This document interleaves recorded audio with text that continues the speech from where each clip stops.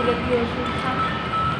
Wis senajan kok aku susah nek aku kok kebutuhan karo Kang Tarjo kok rasane koyo ora nrimo atiku. Sing kawehane mabuk ngombe-ngombe sing ora ketho koyo ngono kok yo bapak karo simbok ki kepengin jodohake aku kok yo. Saiki ki jamane ora jaman jodoh-jodohan.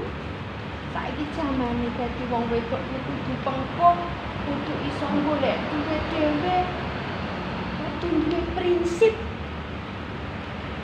Dadi kudu duwe uger.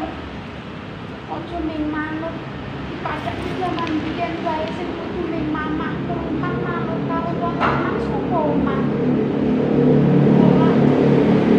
Yo wae aku ra iso. Ora kudu nglakoni aku tes masih Tarjo ki. Senajan to wong sugih aku tetep ora bisa. Di karte iki. Kakang, saka ngendi iki kan? Aku sing golek kowe kuwi sih. Aku yo golek sampean ae. Sampean iki saka ngendi? Ayo mumpung golek kowe kuwi. Lah kok Bulane malah ning kene. Lho aku ki nang kene Kang. Lagi pengen nentremake ati. Nentremake pikir ngono to Kang.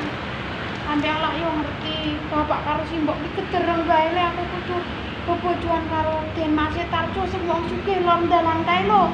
Wah, kae wonge mabukan ngono aja. Lah mulakno kuwi Kang. Oh ya seneng. Yo emah. Yo kudu wong dadi prawan kasep aku nek kan bebojoan karo wong kaya ngono sesuk le arep omah-omah kepiye? Saiki kuwi jamane ora jaman wong wedok sing mung manut karo wong lanang. Kudu bisa duwe kegayuhan. Wong wedok kuwi kudu kuat kan. Wong wedok kuwi kudu pengko. Amarga wong wedok kuwi aja disepeleke ning wong wedok. Saiki apa-apa ora ana wong wedok ora bisa. Iki ngene. Aku kan kene iki golek kowe kuwi. Aku ki arep njaluk pamit. Pamit ning ngendi? Aku ki arep lunga ning Progoro. Golek gawean. Oh, nek ngono, aku yo kepengin melu, Kang. Wah. Ora sah kowe ki wong wedok ki ning omah wae ngopeni bapak karo simbok. Bapak karo simbok iki suwe-suwe wis tuwa. Kok sampean ki nyepelekke aku wong wedok to? Dume aku wong wedok yo aku ora bisa, aku ning kono bisa dadi juru dang, juru taman. Iso ngewangi sampean, Kang? Ora ngono. Wong wedok ki paribasan keribetan nyampe. Gedawan rekno. Oh, dadi saiki sampean kuwi yo duwe pedoman sing kaya wong-wong liya wae. Iya. Salah, Kang. Saiki wong wedok kuwi kudu gedhe antepe, kudu gedhe tekate. Nek ora kaya ngono kuwi, ora bakalan maju. Wong wedok bakal ditindes terus. Ora, aku tetep arep melu sampean. Wis to.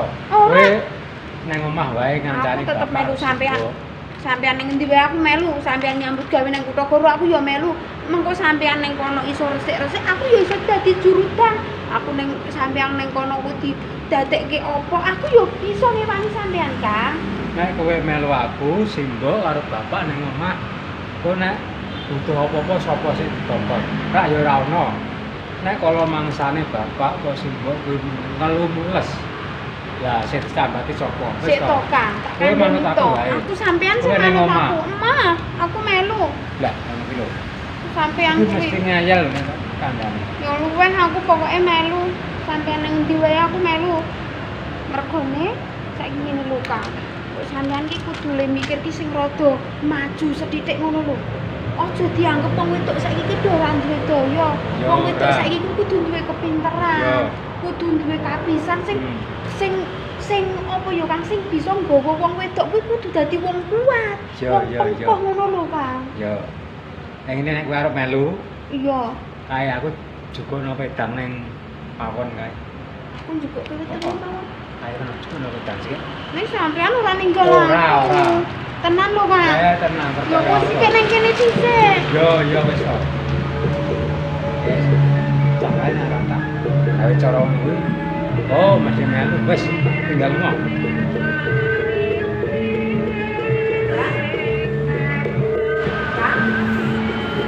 Kang, kowe kok entek jebul aku lho goblok, Kang.